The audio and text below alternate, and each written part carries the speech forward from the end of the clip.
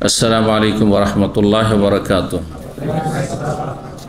इन्नल हम्दुलिल्लाह नहमदुहु व नस्तईनुहु व नस्तगफिरुहु व नऊज़ु बिल्लाहि मिन शुरूरि अनफुसिना व मिन सय्यिआति अमालिना।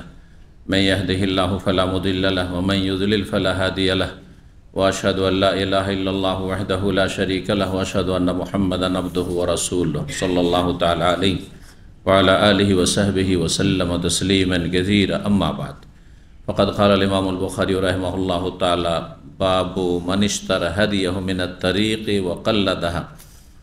क़ाल हद्दसना इब्राहीम इब्नुल मुनज़िर क़ाल हद्दसना अबू दमरता क़ाल हद्दसना मूसा इब्न उक़बता अन नाफ़िइन क़ाल अरादा इब्नु उमर रज़ियल्लाहु अन्हुमा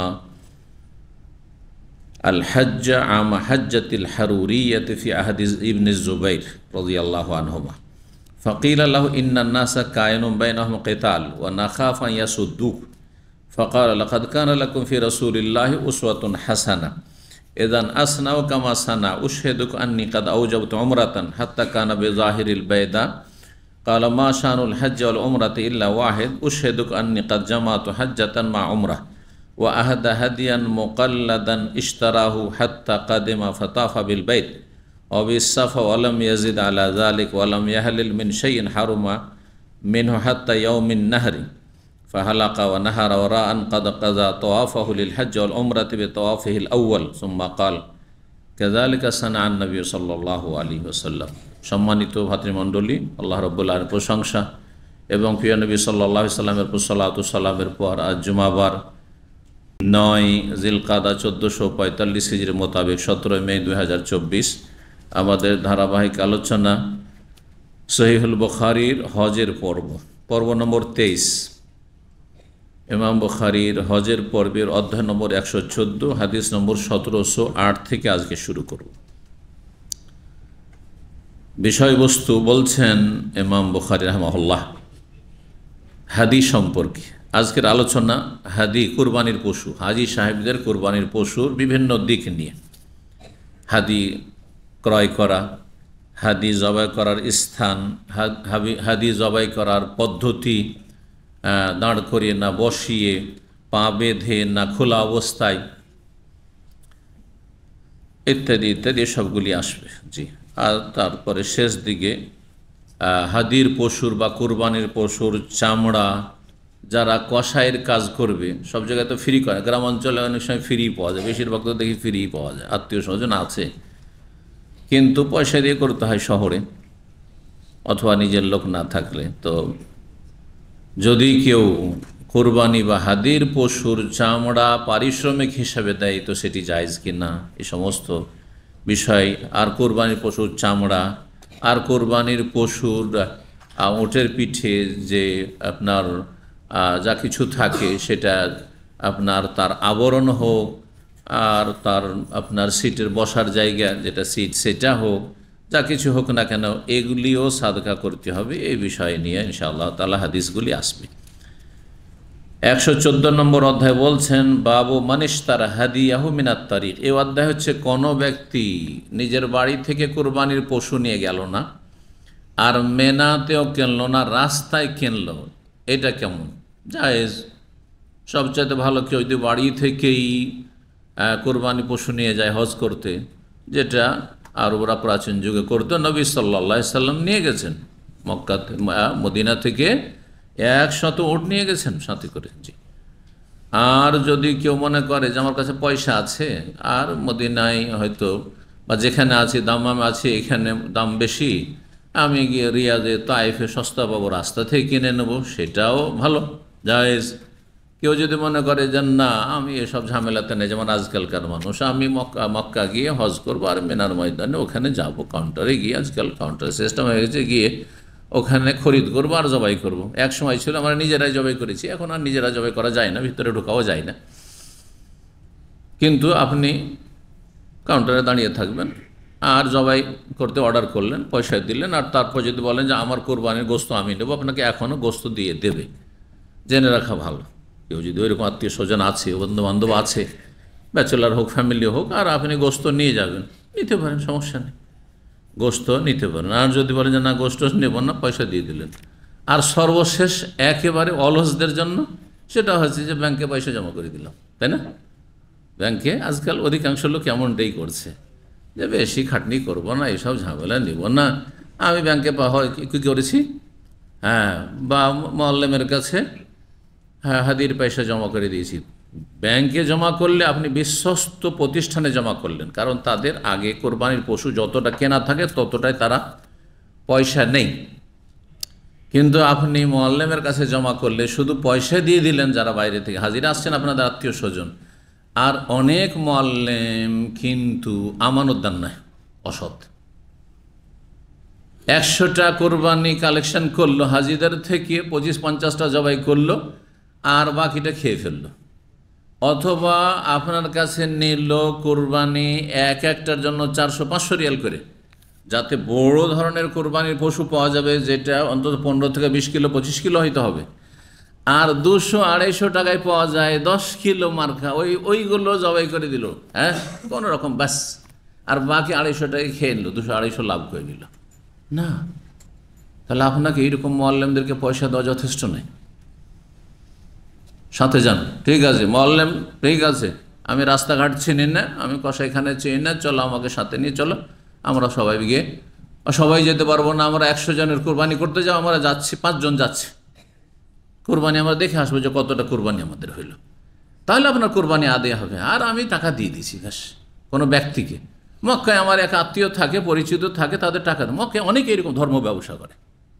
সুতরাং এইভাবে অন্ধ হয়ে যাকে তাকে আপনি কোরবানি পয়সা দিয়ে দেবেন আর বলবেন যে কোরবানি আমার হয়ে গেছে, না, কোরবানি হয়নি। জি, সতর্ক সাবধানে কোরবানির স্তরগুলি বললাম। জি, তো এই অধ্যায় কি রয়েছে, কেউ যদি রাস্তা থেকে কোরবানির পশু ক্রয় করে আর তারপরে সেখানে মালা পরায়, কোরবানির পশু যদি হাজিদের কোরবানি হাদির পশু হয়, যেটাকে হাদি বলা হয়, তাহলে মালা পরানো সুন্নাত, ওয়াজিব নয় মালা পরানো, যাতে চেনা যায় যে এটা হচ্ছে কোরবানির পশু, যেটা রাস্তায় যাচ্ছে, কোথাও হারিয়ে গেলেও আশেপাশের লোক যারা দেখবে বুঝতে পারবে, ইত্যাদি বিভিন্ন কারণ। চোর যারা অসৎ তারা একটু ভয় পাবে যে এটা সাধারণ পশু নয়, এটা আল্লাহর সন্তুষ্টির জন্য ছেড়ে দেওয়া হয়েছে, নিয়ে যাওয়া হচ্ছিল, সুতরাং এটা চুরি করতে মুসলিম চোর ভয় পাবে। আমাদের যারা মুসলিম চোর ডাকাত, হ্যাঁ, যারা আলেম ওলামা, তাদের ছিনতাই এক সময় তো করতোই না, এখন কিন্তু আলেমদেরও ছিনতাই করে, দেখছেন না? এখন আলেমও বুঝে না এইসব জালেমরা, আলেমদেরও ছিনতাই করে, আলেমদের বাড়িও চুরি ডাকাতি করে, কিন্তু একসময় এত ভয় পেত। আমাদের ওস্তাদুল্ল একজন আলেম শাইখুল হাদিস ছিলেন, মাদ্রাসায় পড়াইতেন, তো ট্রেন রাত 12টায় গিয়ে স্টেশনে থামতো, আর সেখান থেকে নেমে হেঁটে যেতে লাগতো তাকে 1.5 ঘন্টা, এত দূরে, একবারে গ্রাম অঞ্চলে, পল্লী গ্রামে মাদ্রাসা। তো রাস্তায় যেত, আর রাস্তায় সব ওই ছিনতাইকারীরা বসে থাকতো, ডাকাত দল বসে থাকতো, যারাই যেত হাট বাজার থেকে ব্যবসায়িক, তাদের ছিনতাই করতো ওরা। মাগরিব একটু অন্ধকার হলে তাদের কাজ শুরু হয়ে গেল। এরকম ছিনতাইটা আমাদের দেশে অনেক বেশি ছিল আগে, এখনও আছে, এখন একটু কমেছে হয়তো, অভাবে স্বভাব নষ্ট বেশি ছিল। তো ওই মাওলানা নিজে গল্প করেছেন, এক সময় মদিনা থেকে পড়ে গেলাম, তখন আমার কলিগ হয়েছিলেন অনেক দিনের, তিনি রাহেমাহুল্লাহ কয়েক বছর আগে ইন্তেকাল করেছেন। তো তিনি গল্পগুলো শোনাইতেন, বলতে ওই ছিনতাইকারী ডাকাতরা আমাদেরকে বলতে, মৌলানা সাহেব আমাদেরকে বলে দিবেন, আমাদের দলবল কেউ যদি আপনাকে আক্রমণ করতে আসে, বলবেন আমি বড় মৌলানা আছি, অমুক মাদ্রাসার হেড মৌলানা আছি, তাহলে কেউ গায়ে হাত দিবেন। আর যদি বাই চান্স কেউ কিছু বলে, তো বলবেন যে ডাকাতদের হেড সে বলে রেখেছে, হ্যাঁ, শুধু বলবেন যে আমি অমুক, কে, আমি অমুক, তাহলে আর কেউ ছিনতাই করবে না। একটা সময় ছিল যে আলেম ওলামাদের চোর ডাকাত, হ্যাঁ, সন্ত্রাসীরা শ্রদ্ধা করতো, কিন্তু এখন ঈমান মানুষের, হ্যাঁ, এত দুর্বল হয়েছে যে নিঃশেষ হয়ে গেছে ইমানে, আর কোনো শ্বাস টাস নেই, দম নেই, মানে যার ফলে সৎ অসৎ ভালো মন্দ সবার, হ্যাঁ, ডাকাতি ছিনতাই ইত্যাদি করে। আর আমানতে খেয়ানতে, এমনকি দাড়িওয়ালা, হ্যাঁ, নামাজি, আর দিন চর্চা করছে, তারপরও ভাই বন্ধু দিনী ভাই করে এইদিকে, আর ওদের টাকা পয়সা বেইমানি করে। জি, আল্লাহ হেফাজত করুক।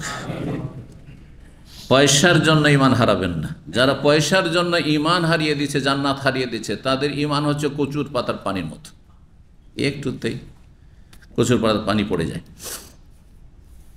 তো যে কথাটি বলছিলাম যে বাড়ির যে কোরবানি উযহিয়া, হাজী সাহেবদের কোরবানি নাই, বাড়ির কোরবানিকে মালা পরানো ওর কোনো দলিল নেই। সুতরাং এটাকে সুন্নত বলা যাবে না, এটাকে সুন্নত বলা যাবে না। যে আপনার বাড়িতে কোরবানি করবেন, এখানে দামামি অথবা দেশে কোরবানি করছেন আর খাসি বা গরু পুষে রেখেছেন অথবা কিনে রেখেছেন, আর বলছে এতে মালা পরাইতে হবে, আর এতে মেলা বেদাতও করে থাকে এর সাথে। তার সাথে কি করে? হ্যাঁ, কোরবানির দিন সকালবেলা সুন্দর করে একবারে সাবান টাবান দিয়ে গোসল করাবে, এগুলো সব বেদাত। কেন গোসল করাবেন আপনি? কোনো প্রমাণ আছে? পরিষ্কার পরিচ্ছন্ন করতে হবে, তো গোসল করেন, উজু করেন। হ্যাঁ, 1708 নম্বর হাদিস। প্রখ্যাত তাবেঈ নাফে, তিনি গোলাম ছিলেন, কিন্তু গোলামকেও তার মালিক প্রখ্যাত সাহাবী আব্দুল্লাহ বিন ওমর রাদিয়াল্লাহু তাআলা আনহুমা, খলিফার ছেলে এবং সিনিয়র সাহাবী, রাসূলের শ্যালক, তিনি সুযোগ সুবিধা দিয়েছিলেন যে তুমি আমার ছেলে সালেম লেখাপড়া করছো, তুমিও লেখাপড়া করো, যাও, তোমাকে বাড়ি চাকরি করতে হবে, চাকর হয়ে থাকতে হবে। স্বাধীন করে দিয়েছিলেন যে তুমি এলেম শিখো। এই জন্য ওই জামানা থেকে সাহাবায়ে কেরামদের আমল থেকে শুরু করে তাবেঈনদের যে দেখা যায় বড় বড় ওলামা মুহাদ্দিস, তারা সব গোলাম ছিল, দাস ছিল। কেউ স্বাধীন হয়েছিল, কেউ স্বাধীন হইতে পারেনি, কিন্তু বড় বড় আলেম হয়েছে তারা। চাকরদের সাথে, আজকাল তো গোলামের যুগ নেই, কিন্তু চাকর তো অনেকের বাড়িতে আছে। চাকরদের সাথে গরিবের ছেলে, এতিম, হয়তো আপনার বাড়িতে কাজ করছে, ছেলে মেয়ে, তাদেরকে লেখাপড়ার সুযোগ দিতে হবে। কাজ শুধু করিয়ে নেবেন, খেতে দিচ্ছি, পয়সা দিচ্ছি, তা তো পেট ভত্তা, অনেকে পয়সাই দেয় না। আর তারপরে তাদেরকে লেখাপড়ার কোনো সুযোগ দিচ্ছেন না, না তারা কোরআন শিখতে পারছে মক্তবে গিয়ে, মাদ্রাসায়, মসজিদে গিয়ে, তাদেরকে লেখাপড়ার সুযোগ দিচ্ছেন। এটা একজন মুসলিমের চরিত্র নয়। আপনার ছেলে মেয়েদেরকে যেমন সুযোগ দিচ্ছেন শিক্ষার, তাদেরকেও অন্তত দিন শিক্ষার ভালো সুযোগ দেবেন। দুনিয়ার শিক্ষা দেন আর না দেন, হ্যাঁ, কিন্তু সেটা মুস্তাহাব, কিন্তু দিনের শিক্ষার সুযোগ অবশ্যই দিতে হবে, জি, যাতে করে আল্লাহর ইবাদত বন্দেগী ঠিকভাবে করতে পারে। যার দিনের জ্ঞান নেই সেই চাকর, তাহলে বেনামাজি হয়ে বড় হবে। হ্যাঁ, সেই কাজের মেয়ে সে বেনামাজি বেদিন হয়ে বড় হবে। আর এর গুনার বোঝা আপনাকে উঠায়, তো আপনার বাড়িতে তার প্রতিপালন হয়েছে, তার শৈশব কেটেছে। তো নাফে বলছেন, আরাদা ইবনে ওমর, তার মনিব আব্দুল্লাহ বিন ওমর রাদিয়াল্লাহু তাআলা আনহু ইচ্ছা পোষণ করলেন আল হাজ্জা, হজের, যে প্রতি বছর প্রায় হজে যেতেন। ওই বছরে হজের ইচ্ছা করলেন। কোন বছরে? আমা হাজ্জাতিল হারুরিয়াতে, খাওয়ারেজদের হজের বছর। হারুরি খারেজিদের একটি নাম। কেন খাওয়ারে জঙ্গিদেরকে হারুরি বলা হয়? কারণ এই খাওয়ারে জঙ্গিরা প্রথম যখন এই বাতিল ফিরকাটি, পথভ্রষ্ট ফিরকাটি এই জন্মেছিল, আলী রাদিয়াল্লাহু তাআলা আনহুর খেলাফত আমলে আলী রাদিয়াল্লাহু তাআলা আনুগত্য থেকে তারা বিদ্রোহ ঘোষণা করলো, বেরিয়ে গেল। আর তারপরে তারা ইরাকের একটি গ্রামে গিয়ে বসবাস শুরু করেছিল, যেই গ্রামটির নাম হচ্ছে হারুরা। গ্রামের নাম হচ্ছে হারুরিয়া। সেই জন্য সাহাবায়ে কেরাম, তাবেঈনগণ, যারা কোরআন সুন্নাহর অনুসারে আহলে সুন্নাত ওয়াল জামাত, এই খারিজিদের নাম দিয়েছিলেন খাওয়ারিজদের সাথে হারুরি, হারুরিয়া, হারুরিয়া, ফিরকা হারুরিয়া। যেমন আমার দেশে, হ্যাঁ, যারা মাজার পূজা করে তাদেরকে বেরেলভি বলা হয়। হ্যাঁ, যারা সুফি, মাজার পূজা তো করে না, কিন্তু মাজার পূজারীদের সাথে অনেক কিছুতে মিল রয়েছে, বিভিন্ন বেদাতে তাদের সাথে মিল রয়েছে, তাদেরকে দেওবন্দি বলা হয়। জায়গার সাথে সম্পৃক্ত করে, জায়গার সাথে সম্পৃক্ত করে। তো এই জায়গার সাথে সম্পৃক্ত করে তাহলে নামকরণ এটা চলে আসছে পরম্পরা আগে থেকে, যে হারুরি মানে খাওয়ারিজ। আর খাওয়ারিজরা হচ্ছে এমন ফিরকা যারা চরমপন্থী, যারা শাসকের আনুগত্য করা মোটেই তারা মেনে নেয় না, এবং তারা দিন সম্পর্কে নির্বোধ। তাদের বেশ কিছু লক্ষণ রয়েছে, যার মধ্যে সবগুলি লক্ষণ পাওয়া যাবে সে হচ্ছে পাক্কা খারেজি জঙ্গি, আর যার মধ্যে কিছু কিছু লক্ষণ পাওয়া যাবে সে আংশিক জঙ্গি, আংশিক খারেজি। তা আমাদের দেশে সব রকমের খারেজি আছে, পাক্কা জঙ্গিও আছে, খারেজি আছে।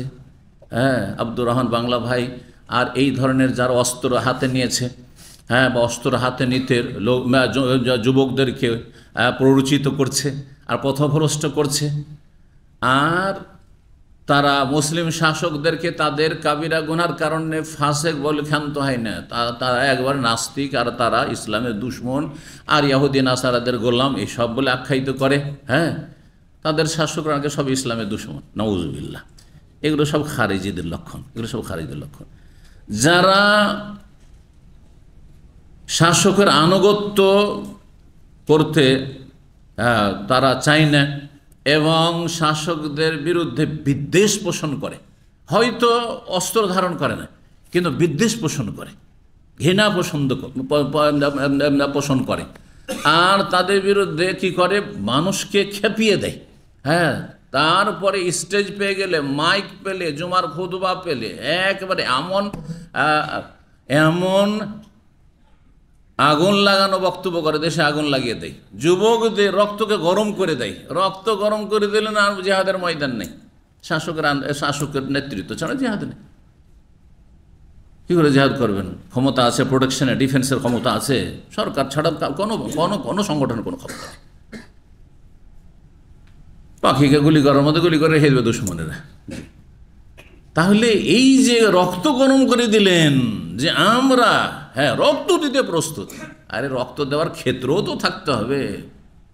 তো এইভাবে যুবকদেরকে বোকা বানাইলেন, যে খারিজি বানালেন। এই যে খারিজি জঙ্গিদের লক্ষণ আছে, আংশিক জঙ্গি, যার মধ্যে যতটা এই দোষগুলি আছে। খারেজিদের যে বেশ কিছু লক্ষণ, আমার একটা আলোচনা আছে খারেজিদের লক্ষণ বলে, শুনবেন, 1-1.5 ঘন্টার আলোচনা আছে।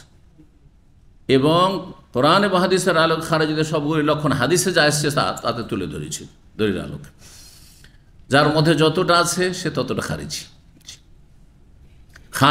খারাজা এখরজ মানে বেরিয়ে যাওয়া, মানে সে ইসলাম থেকে খারিজ। একদল বলছে ইসলাম থেকে খারিজ, যারা ফুল খারিজি জঙ্গি, কিন্তু সঠিক হচ্ছে তারা কাফের নয়, মুরতাদ নয়, তারা সঠিক ইসলাম থেকে বহিষ্কৃত। হ্যাঁ, আহলে সুন্নাত ওয়াল জামাত থেকে বহিষ্কৃত, আহলে বিদাত, পথভ্রষ্ট।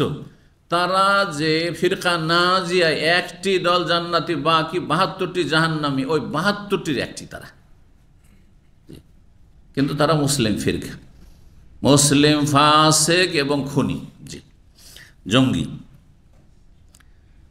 তো যাই হোক, এই খারেজিরা 1 বছর তারা হজে, তাদের সংখ্যাগরিষ্ঠতা ছিল, এবং সেই সময় আহলে সুন্নাত ওয়াল জামাতের লোকদের বিরুদ্ধে তারা কোনো রকমের এই রকমের কোনো ষড়যন্ত্র করতে পারে, আর তারপরে সে হজের মৌসুমে লড়াই হইতে পারে, এই রকমের আশঙ্কা ছিল, এরকমটা ছিল। সেই বছর ইবনে ওমর রাদিয়াল্লাহু তাআলা আনহুমাকে তার ছেলে সালেম নিষেধ করলেন, যায়েন না এই বছর, ফিতনার বছর। কেউ কেউ বলেছেন এখানে হারুরিয়া খারেজি মানে খারেজিদেরই ফিতনার সেখানে সেই বছর আশঙ্কা ছিল। আর আরেক দল বলছেন যে অন্য হাদিসগুলি, এর আগে কিন্তু কয়েকবার করে হাদিসটি এসছে, যে সেই বছরে আব্দুল্লাহ বিন জুবাইর রাদিয়াল্লাহু তাআলা আনহু যে মক্কার খলিফা ছিলেন কয়েক বছরের, তার বিরুদ্ধে হাজ্জাজ বিন ইউসুফ জালেমের নেতৃত্বে উমাইয়া বংশের শাসকরা কি করেছিল, তাকে পাঠিয়েছিল আব্দুল্লাহ বিন জুবাইরকে দমন করার জন্য এবং তার কাছ থেকে ক্ষমতা কেড়ে নেওয়ার জন্য হেজাজের। তো সেই বছর যুদ্ধ হবে খুবই সম্ভাবনা ছিল। তো হাজ্জাজ বিন ইউসুফ যেহেতু খুনি, কুখ্যাত, জালেম, আর তার সেনাবাহিনীকে খাওয়ারিজ বলা হয়েছে, তাহলে হাদিসে ওই হাদিসগুলোতে হরুরিয়া খাওয়ারিজদের কথা আসেনি, কিন্তু হাজ্জাজ বিন ইউসুফের আক্রমণের কথা এসছে মক্কায়, এবং ইবনে জুবাইর রাদিয়াল্লাহু তাআলা আনহুকে শহীদ করেছিলেন, তার লাশ দাফন করতে দিচ্ছিল না, আর তাকে ফাঁসিতে ঝুলিয়ে রেখেছে ইত্যাদি। আর তার মাথাকে কেটে নিয়ে শাম দেশে দামেস্কে পাঠানো হয়েছিল, এই সজুল অত্যাচার করা হয়েছিল। আসমা রাদিয়াল্লাহু তাআলা আনহা যখন বলেন আমার এই ছেলে কতদিন আর ঝুলতে থাকবে, একে দাফন করার অনুমতি দেওয়া হবে কিনা, তখন এই জালেম হাজ্জাজ বিন ইউসুফ দাফনের অনুমতি দিয়েছিল। তো এইসব শুনলে আর বললে বড় কষ্ট লাগে যে একদল জালেমরা দুনিয়ার ক্ষমতার জন্য চরম অন্যায় করেছে, ইসলামের ইতিহাস চরম জুলম অত্যাচার করেছে। তাদের বিচার আফজা ইলামা কাদ্দামা, আল্লাহ রাব্বুল কাছে হাসরের মাঠে আসামের কাঠগড়ায় হবে, যেটা হাসর মাঠে ভালো মানুষরা দেখতে পাবেন, দুনিয়ার মানুষ দেখবে। আল্লাহ রাব্বুল আলামিন যেন তাদের যে বিচার, ইনসাফের বিচার আমরা বলি আর না বলি অবশ্যই করবেন, আল্লাহ যেন সে বিচার করেন। জালেমদেরকে সতর্ক হচ্ছে, তাদের পরিণাম খুব ভালো নয়। ইন্নাহু লা ইফলিহুল জালিমুন, জালেম কখনো সফল না। জালেমের যতই দাপট চলুক না কেন কোনোদিন সফল না। জি, জুলুম করবেন না। মজলুম হওয়া ভালো, কিন্তু জালেম হওয়া ভালো না। যদি জুলমেরও শিকার হন, মার খান, কিন্তু যেন আপনার পক্ষে সীমা লঙ্ঘন না হয়। তবে মার খেয়ে যদি প্রতিশোধ নেন, এতটা পর্যন্ত জায়েজ আছে। প্রতিশোধ নিতে গিয়ে সীমা লঙ্ঘন করলে আপনি জালেম হইলেন। তো বলা হলো ফাকিল আল্লাহ, যুগটা কখন ছিল? এই খাওয়ারেজদের যুগ। খাওয়ারেজ তাহলে হয় খাওয়ারেজরাই সেই বছর এসেছিল, আর না হলে হাজ্জাজ বিন ইউসুফ, এই যে আপনার ওমাইয়া বংশের যে জুলম অত্যাচার আর যে যুদ্ধটি হয়েছিল সেই বছর, আর সেটি ছিল আপনার 73 হিজরিতে। 73 হিজরিতে ইবনে জুবাইর রাদিয়াল্লাহু তাআলা আনহু কি হয়েছে, ইবনে আনহুমা শহীদ হয়েছেন এই হাজ্জাজ বিন ইউসুফের সেনাবাহিনীর হাতে। 73 হিজরি। আর হারুরিয়া খাওয়ারিজ দ্বারা কোন বছর যুদ্ধে এসেছিল? ইতিহাস বলছে 64 হিজরিতে। 64 আর 73 প্রায় 9 বছর। এই জন্য দ্বিতীয় ব্যাখ্যাটি বেশি শক্তিশালী, যে এখানে খাওয়ারিজদের হজের বছর ছিল, তার মানে হাজ্জাজ বিন ইউসুফ জালেম, সে একজন খারিজি, সে একজন জালেম, আর সে একজন মুসলিম শাসক। ইবনে জুবাইর রাদিয়াল্লাহু তাআলা হিজাজের শাসক হয়েছিলেন, খলিফাতুল মুসলিমিন হয়েছিলেন। তাকে হত্যা করার জন্য এবং তার আপনার খেলাফতকে ধ্বংস করার জন্য আক্রমণ করে এসেছিল, তাদেরকে খাওয়ারিজ বলা হয়েছে এই হাদিসে। আর সেটা ছিল 73 হিজরি, নবী সাল্লাল্লাহু আলাইহি ওয়াসাল্লাম ইন্তেকালের প্রায় 63 বছর পরে। জি, তো বলা হলো ইবনে ওমর রাদিয়াল্লাহু তাআলা আনহুকে এই বছর হজে, ইন্নান নাসা কায়নুন বাইনাহুম কিতাল, মুসলিম সমাজে মক্কায় এই বছরে কেতাল হইতে পারে, মানে সশস্ত্র লড়াই হইতে পারে দুই পক্ষে। ও নাখাফা ইয়াসুদ্দু, আমাদেরকে ভয় লাগছে যে আপনাকে মক্কা যেতে বাধাগ্রস্ত করবে, হজ হয়তো এবার হবে না বা আপনি করতে পারবেন না, সুতরাং না যাওয়াই ভালো, মদিনায় থাকেন। ছেলে বলছেন কাকে? বাবাকে। আরও লোকেরা সব ফাঁকা আলা, তখন তিনি উত্তরে বলেছিলেন, আমি হজ ছাড়ব না।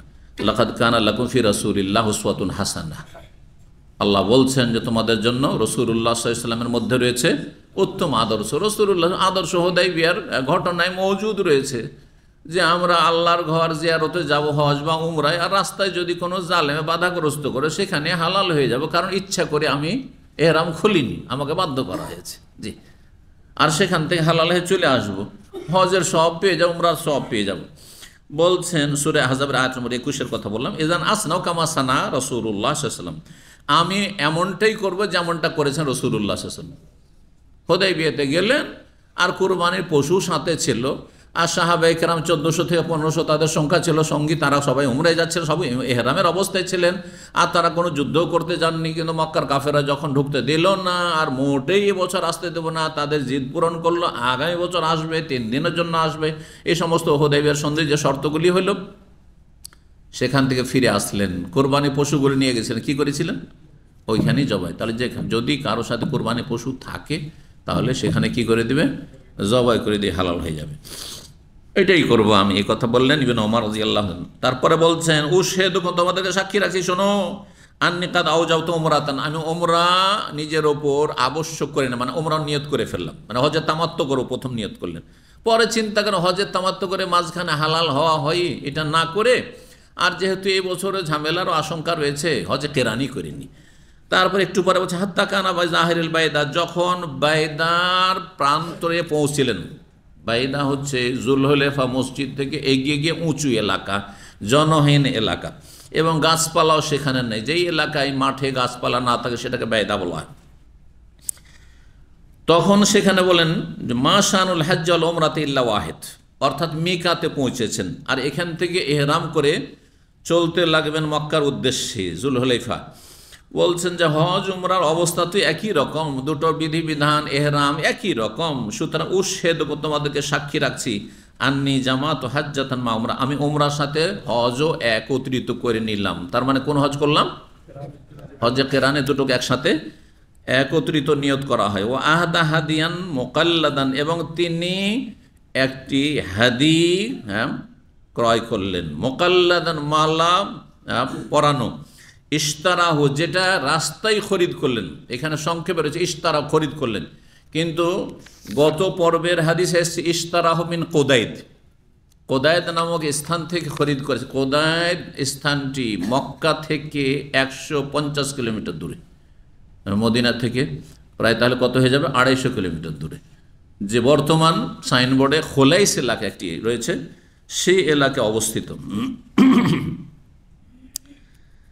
বলছেন তারপরে হাদি নিয়ে মক্কা হাত্তা কাদেমা, মক্কায় আসলেন। ফাতাফা বিল বাইত ওয়াবিসাফা, বাইতুল্লাহর তওয়াফ করলেন, সাফা মারওয়া সাই করলেন। ওয়ালাম ইয়াজিদ আলা, আর কিছু করলেন না, মানে হালাল হলেন না, চুল কাটলেন না, কারণ হজ্জে কেরান যেহেতু করেছেন হালাল হতে পারছেন না।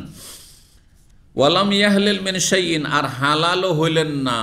জি, হারামা মিনহু, যা কিছু তারপর হারাম হয়েছে সেগুলিতে হালাল হইলেন না, অর্থাৎ তিনি ইহরাম খুললেন না। হাত্তা ইয়াউমিন নাহরে, কোরবানি ইয়াউমান নাহরেও পড়া যায় আর ইয়াউমিন নাহরে পড়া যেতে পারে। হারফে জার বললে ইয়াউমিন নাহরে হবে। কোরবানির দিন পর্যন্ত তিনি হালাল হলেন না। 10 তারিখে হালাল হবেন যারা হজ্জে কেরান করবেন একসাথে।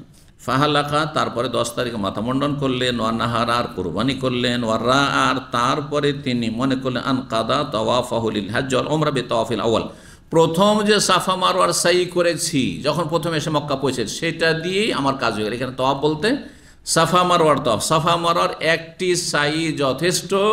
কোন ক্ষেত্রে?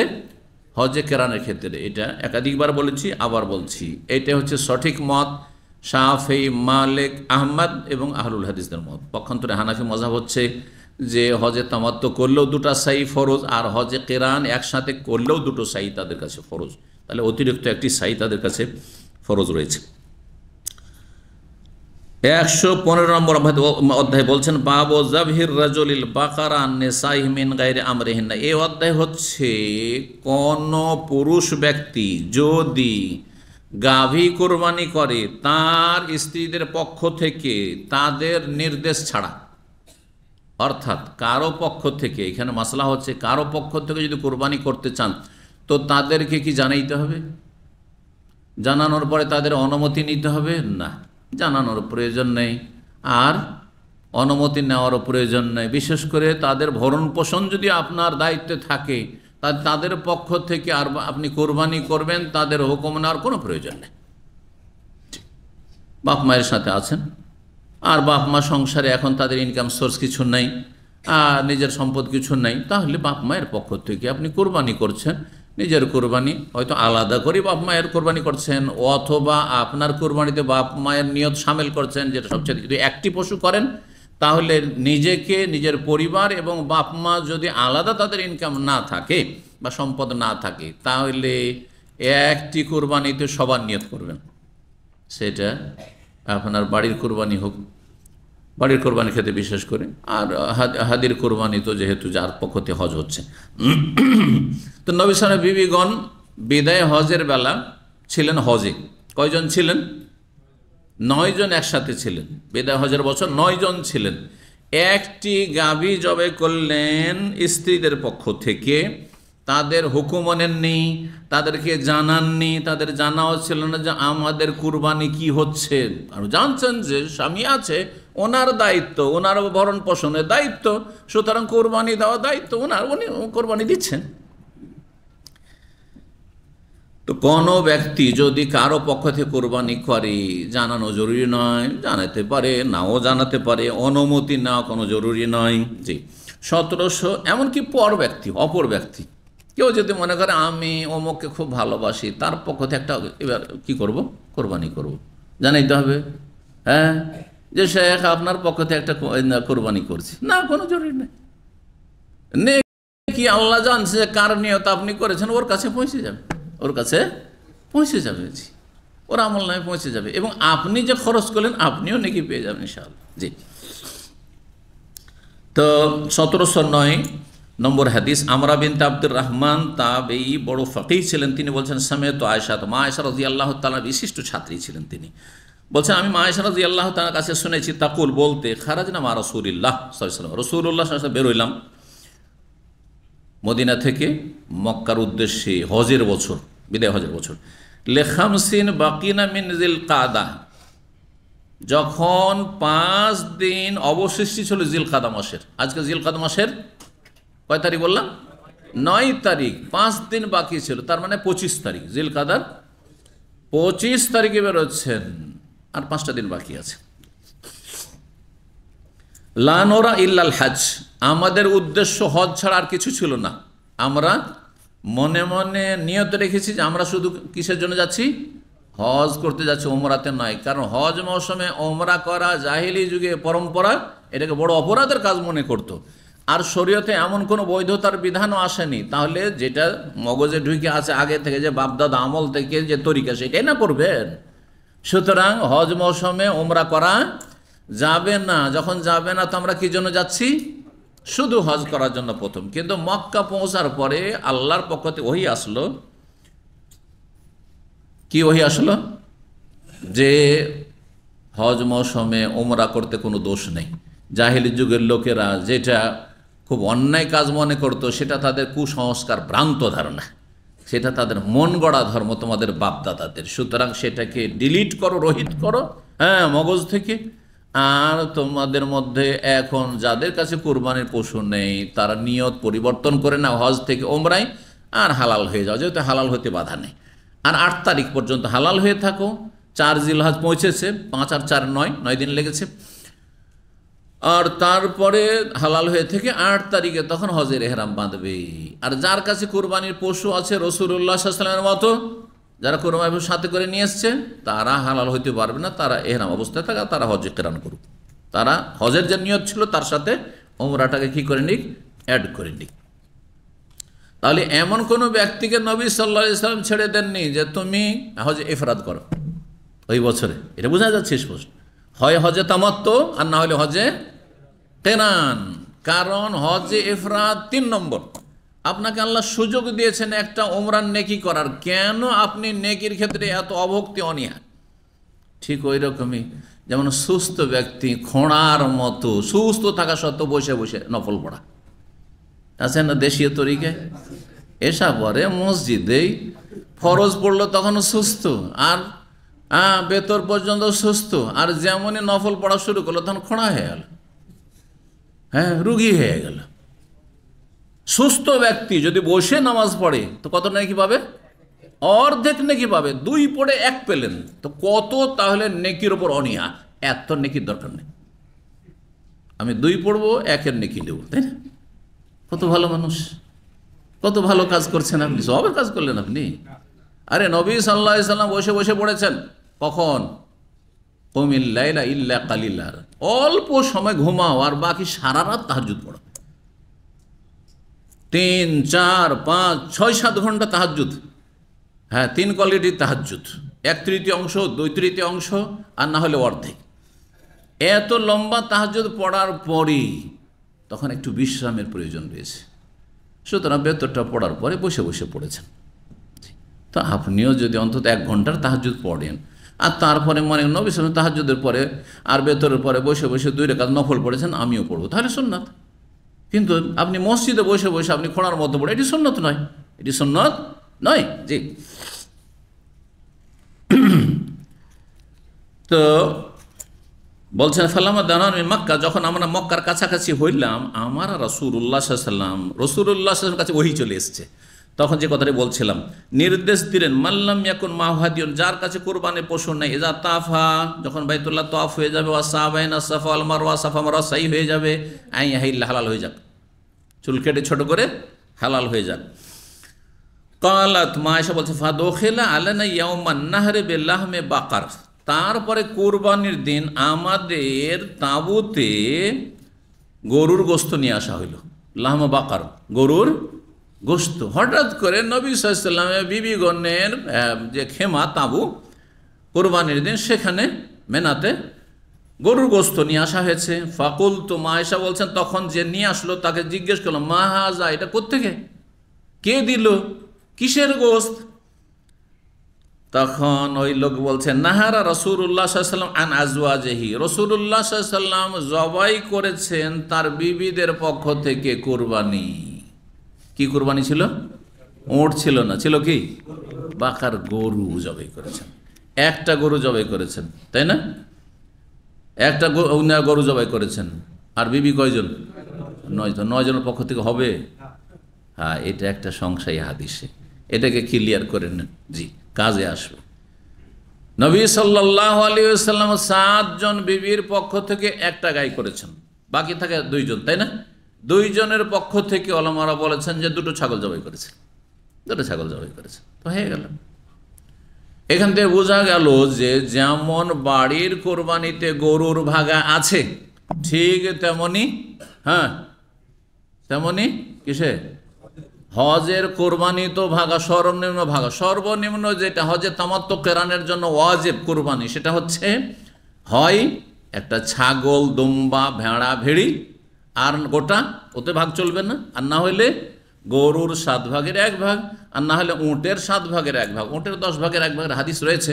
কেউ কেউ বলেছে না সেটা সাজ, আর কেউ বলেছে যে আমল করা চলবে যদি প্রয়োজন হয়, আর এটাই ঠিক।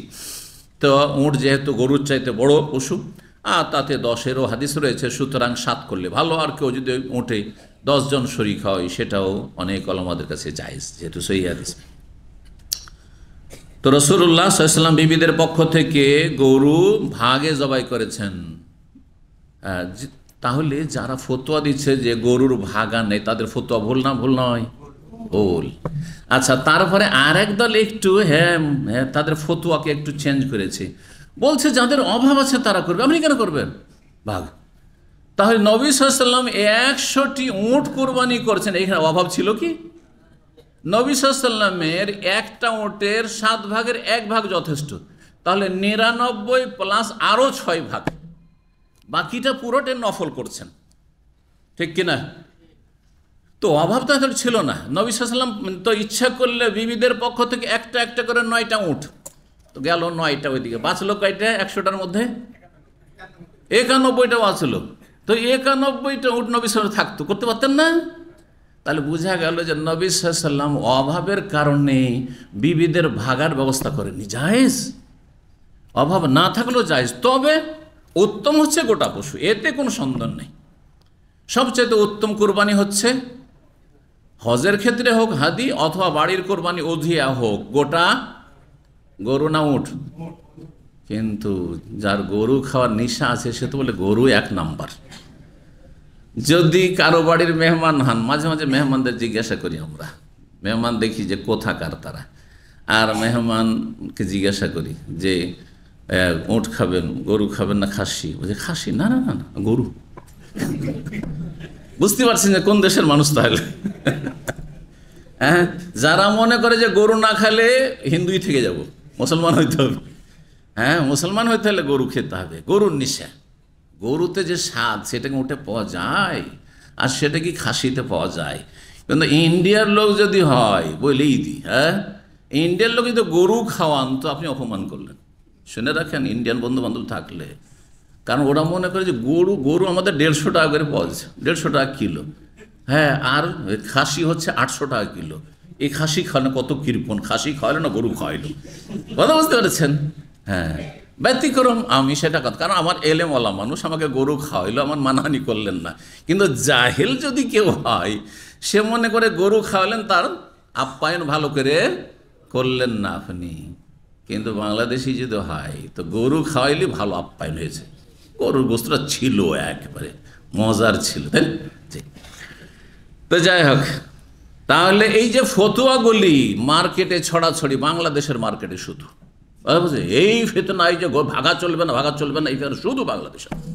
ইন্ডিয়া তো এই ফিতনা তেমন নেই, একটু মাথা ছাড়া দিয়েছিল, ঠান্ডা হয়ে গেছে অনেক আগে। সেটা অনেক আগের কাহিনী বলছে, 40 বছর আগে একজন ফতোয়া দিয়েছিল, তারপরে সে লাঞ্ছিত হয়ে তারপরে সেই ফতোয়া দুনিয়া থেকে চলে গেছে। এই ফতোয়া কেউ এইসব চর্চা করে না। পাকিস্তানে এই ফিতনা নেই, কিন্তু এই গরুর ভাগ চলবে না, আর এই উটের ভাগ চলবে না, আর চললেও সেটা অভাবের জন্য, এইসব ফতোয়া মন গড়া ফতোয়া। বুঝতে পারছেন? যেটা জায়েজ সেটা জায়েজ, কিন্তু সবচেয়ে উত্তম হচ্ছে উট, তারপরে হচ্ছে গোটা গরু, আর তারপরে হচ্ছে গোটা খাসি বা দুম্বা দম্বি। আর যেটা যত বেশি আপনার সুন্দর হবে, দামি হবে, আর যার যত বেশি গোশ হবে উপকারিতা, সেটা তত বেশি ফজিলত। ধরেন একটা করলেন আপনি 15 কিলোর খাসি, আর একজন করলো 30 কিলোর, তাহলে সমান নাকি? না না, সমান নাকি না। যাতে গরিব দুঃখীর বেশি ফায়দা, তাতে বেশি নাকি। তারপরে তখন ভাগ আসবে, তাহলে তিনটা সিরিয়াল হয়ে গেল। তারপর 4 নম্বর সিরিয়াল হচ্ছে ওটের ভাগ উত্তম না গরুর ভাগ? ওটের ভাগ 4 নম্বর। 5 নম্বরে তখন গরুর ভাগ, তাহলে গরুর ভাগা হচ্ছে 5 নম্বর কোরবানি। এখন শখ করে অভাব নেই, তারপর 5 নম্বর কোরবানি কেন করবেন আপনি লিস্টে? সর্বনিম্ন কোরবানি, বোঝা গেছে? একটা ছাগলের চাইতে কম নেকি হচ্ছে একটা ভাগে। জি, এই মশলাগুলো অবশ্যই জেনে রাখতে হবে।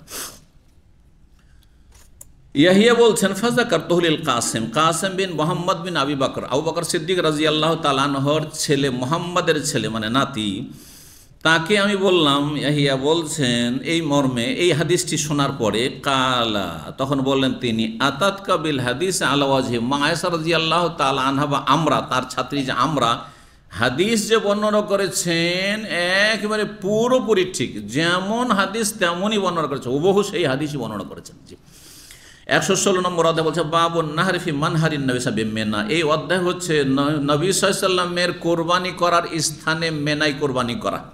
এটাও একটা মাসলা। কোরবানি হাজি সাহেবেরা কোথায় করবেন? হাজিদের কোরবানি, হাজিদের কোরবানি। এই ক্ষেত্রে এর আগে বলেছি, কেউ বলতে পারেন মক্কায় কেউ মিসফালাই করবে, হ্যাঁ, বা আজিজিয়াতে করবে, জায়েজ না জায়েজ নয়? জায়েজ। কিন্তু কেউ যদি তানিমের বাইরে, হারামের বাইরে করে, আরাফাতে করে, চলবে না, কারণ আরাফা হারামের বাইরে। এবার বোঝা গেছে? তাহলে গোটা হারামের যে কোনো জায়গায়, হারামের ভিতরে কোরবানি করা হাজিদের জায়েজ, কিন্তু উত্তম হচ্ছে, তার চাইতে উত্তম হচ্ছে মেনার ময়দানে কোরবানি করা। আর তার চাইতে উত্তম হচ্ছে যেই জায়গাটিতে নবী সাল্লাল্লাহু আলাইহি ওয়াসাল্লাম কোরবানি করেছেন সেই জায়গায় কোরবানি করা। এই জন্য ইমাম বুখারী অধ্যায় নিয়ে আসছেন বাবুন নাহরি। এই অধ্যায় হচ্ছে কোরবানি জবাই করা ফি মানহারিন নবী সাল্লাল্লাহু আলাইহি ওয়াসাল্লাম, নবী সাল্লাল্লাহু আলাইহি ওয়াসাল্লামের কোরবানি করার স্থানে, হ্যাঁ, বেমেনা, মেনাই, মেনায় যেই জায়গায়, তো নবী সাল্লাল্লাহু আলাইহি ওয়াসাল্লাম কোথায় কোরবানি করেছেন সেখানে এখন কোরবানি হয় না। সেটা হচ্ছে জামরার কাছে যখন আসলেন, জামরা থেকে ডান দিকে সেই জায়গাটিতে কোরবানি করেছেন, সেখানে কোরবানি। কিন্তু তার কিছুটা দূরে যে কোরবান গাহগুলো রয়েছে সেখানে কোরবানি হচ্ছে। তো মেনার ভিতর নবী সাল্লাল্লাহু আলাইহি ওয়াসাল্লাম এই কথাও বলে দিয়েছেন যে নাহার তো হাহন না, আমি এই জায়গায় কোরবানি করলাম, কিন্তু জরুরি নয় যে এখানে কোরবানি করতে হবে। মেনা কুল্লুহা মানহারুন, মেনার প্রান্ত পুরোটাই হচ্ছে কি? কোরবানির জায়গা। মেনার ময়দান পুরোটাই হচ্ছে কোরবানির জায়গা। সুতরাং ফানহারু ফি রিহালিকুম, তোমরা নিজ নিজ খেমাতে, তাঁবুতে, তাঁবুর পাশেই কোরবানি করো, যে যেখানে আছো সেখানেই কোরবানি করি, কথা বলছে রাসূলুল্লাহ সাল্লাল্লাহু আলাইহি ওয়াসাল্লাম। তারপরে ওয়াকুল্লু ফিজাজ মাক্কা মানহারুন, মক্কার অলিগলি সবগুলি হচ্ছে নহরের জায়গা, কোরবানির জায়গা। কিন্তু হাজি সাহেব যদি জিদ্দায় কোরবানি করে, তায়েফে করে, মদিনায় করে, যেখানে আমার আত্মীয় আছে, আমার বোন আছে, আমার ফ্যামিলি আছে তায়েফে, জেদ্দায় ফ্যামিলি নিয়ে থাকি, চলবে না? হবে না।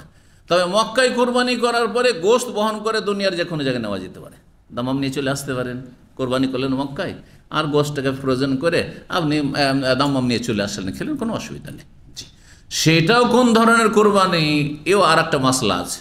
তো যখন অধ্যায়গুলি আসবে তখন আলোচনা করব, তাহলে বেশি ভালো হবে। চলেন হাদিসের দিকে যাই। 1710 নম্বর হাদিস আব্দুল্লাহ থেকে বর্ণনা করছেন নাফে, তার আব্দুল্লাহ বিন ওমর, কানা ইয়ানহারু ফিল মানহার, তিনি জবাই করতেন কোরবানি করার জায়গা, মানে নবী সাল্লাল্লাহু আলাইহি ওয়াসাল্লাম যেখানে কোরবানি করেছেন। ওবাইদুল্লাহ বর্ণনাকারী হাদিসের তিনি বলছেন মানহারে রাসূলুল্লাহ, রাসূলুল্লাহ সাল্লাল্লাহু আলাইহি ওয়াসাল্লাম যেই জায়গাটিতে কোরবানি করেছেন সেই জায়গায় আব্দুল্লাহ বিন ওমর কোরবানি করতেন। কারণ তখন সময়কাল কাছাকাছি ছিল, জায়গা তিনি স্বচক্ষু দেখেছেন যে এই জায়গায় নবী সাল্লাল্লাহু আলাইহি ওয়াসাল্লাম কোরবানি করেছেন। কিন্তু এখন কি করে জানবেন? এখন সব অনুমান ভিত্তিক বলা হচ্ছে যে নবী সাল্লাল্লাহু আলাইহি ওয়াসাল্লাম কোরবানিটা ছিল জামরার দিকে যেতে, মেনা থেকে জামরার দিকে যেতে ডান দিকে, কিন্তু ডান দিকে কোন জায়গাটিতে ছিল নির্ধারণ নেই, কোনো নিশানাও দেওয়ার নেই। সুতরাং আজকাল সব অনুমান ভিত্তিক কথাবার্তা, যার ফলে এসব। আর তারপরে সেখানে কোরবানি করার পারমিশন নেই, সেখানে হয়তো তাঁবু হয়ে গেছে বা অন্য কিছু হয়ে গেছে হয়তো। 1711 নম্বর হাদিস বর্ণনা করছেন আব্দুল্লাহ বিন ওমর সম্পর্কে নাফে, তার ছাত্র, বলছেন কানা ইয়াবাসু বিহাদিহি মিন জামইন মিন আখিরিল লাইল, আব্দুল্লাহ বিন ওমর তার কুরবানির পশু মুজদালিফা থেকে রাতের শেষ ভাগে পাঠিয়ে দিতেন, আগে পাঠিয়ে দিতেন যে আমার কুরবানির পশুটা নিয়ে চলে যাও। হাত্তা ইউদখালা বিহি ফি মানহারে রাসূলুল্লাহ সাল্লাল্লাহু আলাইহি ওয়াসাল্লাম, আর সেটাকে নিয়ে গিয়ে রাসূলুল্লাহ সাল্লাল্লাহু আলাইহি ওয়াসাল্লাম কুরবানির স্থানে ঢুকিয়ে দেওয়া হতো, যে যেখানে নবী সাল্লাল্লাহু আলাইহি ওয়াসাল্লাম কুরবানি হয়েছে ওই জায়গায় নিয়ে যাওয়া হোক। মা হুজ্জাজিন, অন্য হাজিদের সাথে, কারণ অন্য হাজিরাও সেখানে ভিড় জমিয়েছে কোরবানি করার জন্য। ফিহিমিল হুর্র, যারা হাজি সাহেব ছিল বা কোরবানি করার জন্য এসেছিল সেখানে, তাদের মধ্যে কিছু স্বাধীন লোকও ছিল, আল মামলুক, আর কিছু দাসও ছিল। তাহলে দাসও গোলামরাও কোরবানি করত। তারপরে বলছেন 117 নম্বর অধ্যায়ে বাবু মান্নাহার হাদিয়া বিয়াদিহি, এই অধ্যায়ে যে কোনো ব্যক্তি নিজ হস্তে যদি কোরবানি করে তাহলে এটা কেমন, এটা উত্তম, এটা ওয়াজিব নয়। নিজের কোরবানি নিজে করা কি উত্তম। আপনার কোরবানি আর আমিও আছি আপনিও আছেন, ও শেখ আপনি কোরবানি করেন না, এর চাইতে উত্তম হচ্ছে আপনার কোরবানি করা। সুতরাং আমাদের বিশেষ করে ভারতের আর বাংলাদেশের অবস্থা যে গ্রামের কোরবানি কে করবে, মসজিদের ইমাম সাহেব, এটি সুন্নত না, সুন্নত না, জায়েজ, জায়েজ, কথা বোঝা গেছে। বরং অনেক সময় এটা আপত্তিকর যদি মনে করেন যে আমাদের ধর্মটা ঠিক ওই রকমই যেমন হিন্দুদের ধর্ম, মন্দিরের পুজো পাঠ তাদের ব্রাহ্মণ ছাড়া হয় না, মন্দিরে ঢোকা নিষেধ অন্য 3 কাস্টের জন্য, ঠিক তেমনি আমাদের জন্য কোরবানি করা নিষেধ, তাহলে গুনাহ হবে, তাহলে এটি বেদাতি আকীদা। হ্যাঁ, আমি পারছি না সেই জন্য, পারবেন না কেন? অনেক সময় আমার চাইতে বেশি আপনি কোরবানি করতে পারবেন, তাহলে আপনি কেন কোরবানি করবেন? বলছে আমি অত দোয়া কালাম যাই না, কোনো দোয়ার প্রয়োজন নেই, বিসমিল্লাহ আল্লাহু আকবার, ব্যাস, জি, কোনো দোয়ার প্রয়োজন নেই। যদি কিছু দোয়া থাকে সহি, কিছু জয়ীফ দোয়া আছে, জয়ীফ দোয়া বাদ দেন, আর বেদাতি দোয়াগুলি বাদ দেন, সহি দোয়া আল্লাহ মিনকা আল্লাহ কার ইত্যাদি যা আছে সেগুলি সুন্নাত মুস্তাহাব, না করলে কোনো দোষ নেই। শুধু আল্লাহর নাম নিতে হবে, জি, আল্লাহর নাম নিতে হবে, বিসমিল্লাহ আল্লাহু আকবার, জবাই করে দেন আপনি, ব্যাস হয়ে গেল। তো নিজে হাতে জবাই করা, এমনকি মহিলাও যদি সাহসী হয় আমার কোরবানি আমি করব, আর না হলে মহিলা দাঁড়িয়ে দেখবে যে আমার কোরবানি কেউ জবাই করছে, কোনো পুরুষ জবাই করছে, কোন অর্থে। বলছেন এই হাদিসে আনাস রাদিয়াল্লাহু তাআলা আনহু লম্বা হাদিস উল্লেখ করে, ওয়া নাহারান নবী সাল্লাল্লাহু আলাইহি ওয়াসাল্লাম বিয়াদিহি সাবআ বুদনিন, আর নবী সাল্লাল্লাহু আলাইহি ওয়াসাল্লাম নিজ হস্তে নিজ কুরবানি করেছেন কতটি, সাবআ বুদন, 7টি উট, 7টি উট জবাই করেছেন, কিয়ামান, দাঁড়ানো অবস্থায়, ওয়াদাহা বিল মাদিনাতে, এটা তো হচ্ছে হজের মাঠের কুরবানি। হজের মাঠে কয়টি কুরবানি করেছেন নিজ হস্তের নবী সাল্লাল্লাহু আলাইহি ওয়াসাল্লাম, এখানে হাদিসে পেলেন 7টি। আর মদিনায়, ওয়াদাহা বিল মাদিনাতে, আর মদিনায়ও কোরবানি করেছেন, বাড়ির কোরবানি নবী সাল্লাল্লাহু আলাইহি ওয়াসাল্লাম, কাবশাইনে, 2টো দুম্বা, আমলা হাইনে, কালো সাদা রঙের, ছিটপুট রং, যাতে 2টো রং রয়েছে, কালো এবং সাদা। আকরানাইনে, কারনুন মানে সিং, মানে সিং বিশিষ্ট, সিংওয়ালা, তাহলে বিনা সিংওয়ালা চাইতে সিংওয়ালা উত্তম, জি। আর রঙের ক্ষেত্রে উত্তম অনুত্তম নেই, তবে নবী সাল্লাল্লাহু আলাইহি ওয়াসাল্লামের কুরবানি পশুটা এই রঙের ছিল। অনেকে বলে যে কালো অপছন্দনীয়, সাদা বেশি উত্তম, এমন কোনো দলিল নেই, জি। মুখতাসারান, সংক্ষিপ্ত হাদিসটি এখানে বর্ণনা করেছেন। এই হাদিসে কোনো আপত্তি আপনাদের আছে বা কোনো সংশয় আছে, কোনো প্রশ্ন আছে কারো? যদি থাকে তো জিজ্ঞেস করবেন। হ্যাঁ, তো জায়েজ, বরং উত্তম। কেউ যদি হাজী সাহেব হজে আসছে, ময়দানে এদিকে হজ করছে, আর এখানে কোরবানি তো ওয়াজিব, তার বাড়ির কোরবানি না করলেও চলবে, সে সচ্ছল হইল, যেহেতু এই কোরবানি হাদির কোরবানি তার জন্য যথেষ্ট। কিন্তু যদি মনে কাছে বাড়িতে আমার ছেলে মেয়ে পরিবার আছে, তাদের জন্য আমি উধিয়া কোরবানি করব, তাহলে সেটা আরও ভালো, আরও ভালো, বোঝা গেছে না? কোনো অসুবিধা নেই। তারপরে এই হাদিসটাই ক্লিয়ার নাই যে ওই বছরই করেছেন না অন্য বছরের ঘটনা এখানে অ্যাড করে দেওয়া আছে, সেটাও সম্ভাবনা রয়েছে। অনেকে এটি বলেছেন যে ওই বছরে আর মদিনায় নবী সাল্লাল্লাহু আলাইহি ওয়াসাল্লাম কুরবানি করেননি, এটি অন্য বছরের কথা। কিন্তু আর একটি সংশয় এখানে আছে, কিন্তু আপনাদের কারো মগজে আসছে কিনা, বিশেষ করে সিরাতুন নবী, নবী জীবনী যারা পড়েছেন নিয়মিত, নবী সাল্লাল্লাহু আলাইহি ওয়াসাল্লাম কতটি উট কোরবানি করেছেন মিনার ময়দানে? 100টি। নিজ হাতে কয়টি কোরবানি করেছিলেন? কতটি? 63টি করেছেন। ওখানে আছে 63টি কোরবানি করেছে, বাকি 37টি আলী রাদিয়াল্লাহু বললেন যে বাকিটি তুমি কোরবানি করো। এই কথাটি বলছিলাম যে এটা তখন জিজ্ঞেস করছেন না আপনারা, কোনো সংশয় আছে কিনা? 63টি, আর এখানে আছে যে 7টি নিজ হাতে কোরবানি করলেন। দুটো সমন্বয় কি, এটাকে তারুজ বলা হয়। সংঘর্ষ হয়ে গেল 2 রকম হাদিসে, কোনটা নেবেন আপনি? নবী সাল্লাল্লাহু আলাইহি ওয়াসাল্লাম 7টি নিজ হাতে জবাই করেছেন না 63টি জবাই করেছেন? এই ক্ষেত্রে কয়েক রকম করে সমন্বয়ের কথা বলা হয়েছে। একদল বলছেন যে এই হাদিসটি বর্ণনা করেছেন আনাস, আনাস শুধু 7টি দেখেছেন, যা দেখেছেন তাই বয়ান করেছেন, যা দেখবে তা না বর্ণনা করবে, আর তারপরে বাকিটা আনাস দেখেননি, হয়তো সেখান থেকে অন্যদিকে কোথাও চলে গেছেন। আর ইবনে আব্বাস রাদিয়াল্লাহু তাআলা আনহু যখন বর্ণনা করেছেন তখন তিনি 63টি বর্ণনা করেছেন, কারণ 63টি করতে দেখেছেন নিজ হাতে নবী সাল্লাল্লাহু আলাইহি ওয়াসাল্লাম, জি। আর একটি সমন্বয় হচ্ছে যে নবী সাল্লাল্লাহু আলাইহি ওয়াসাল্লাম নিজ হস্তে 7টি করেছেন, এটা ঠিক আছে, একবারে সূক্ষ্ম 7টি একাই করেছেন।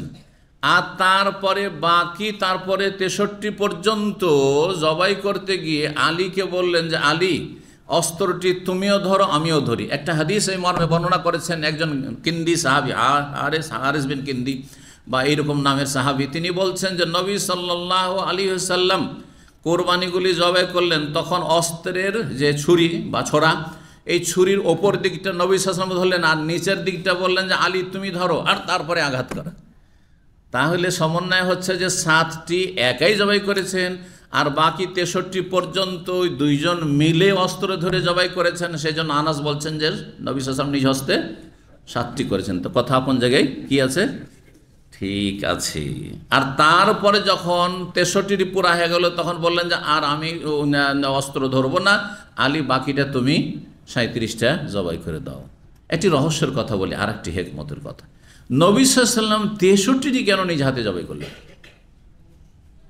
70ও করতে পারতেন, 80টাও করতে পারতেন, 50টা করতেন, যে 50টা করলাম আমি, 50টা তুমি করো। কেন 63টি করলেন? এখান থেকে অনেকে একটি হেকমতের কথা বর্ণনা করেছেন যে নবী সাল্লাল্লাহু আলাইহি ওয়াসাল্লামের সেই বছর, হজের বছর 63 বছর বয়স হয়ে যাচ্ছে, 63 বছর বয়স হয়ে যাচ্ছে। হজ থেকে ফিরে আসলেন রাসূলুল্লাহ সাল্লাল্লাহু আলাইহি ওয়াসাল্লাম জিলহজ মাসে, আর আসার পরে হইল মুহররম, তারপরে সফর মাসে অসুস্থ হইলেন, আর তারপরে রবিউল আউয়াল মাসে নবী সাল্লাল্লাহু আলাইহি ওয়াসাল্লাম ইন্তেকাল করলেন। সেটা 9 তারিখ হোক অথবা 12 তারিখ, 9 তারিখটা বেশি গবেষক আলেমরা প্রাধান্য দিয়েছেন, আর সেটি ছিল সোমবার আসলে। আর সোমবারটা তো নিশ্চিত সহিহ হাদিসে রয়েছে, সহিহ মুসলিমের হাদিসে। তো যাই হোক, রবিউল আউয়াল মাসে ইন্তেকাল হয়েছে। তো 63 বছর বয়সে ইঙ্গিত করে দিয়েছেন এই 63টি জবাইয়ের মাধ্যমে যে আমার বয়স 63 হয়ে গেছে, সুতরাং এটি হচ্ছে আমার শেষ বছর। এটা আমলের মাধ্যমে ইঙ্গিত করেছেন যে আমার সময় শেষ। আর তিনি তার বক্তব্যে খুতবাতেও তিনি ইঙ্গিত করে দিয়েছেন, নবী সাল্লাল্লাহু আলাইহি ওয়াসাল্লাম বারবার করে বলছিলেন মেনার ময়দানে, আরাফার ময়দানে, খুজু আন্নি মানাসিকাকুম, তোমরা আমার থেকে তোমাদের কুরবানির আর হজের মাসলা মাসাইল ভালো করে শিখে নাও, সরাসরি ডাইরেক্ট।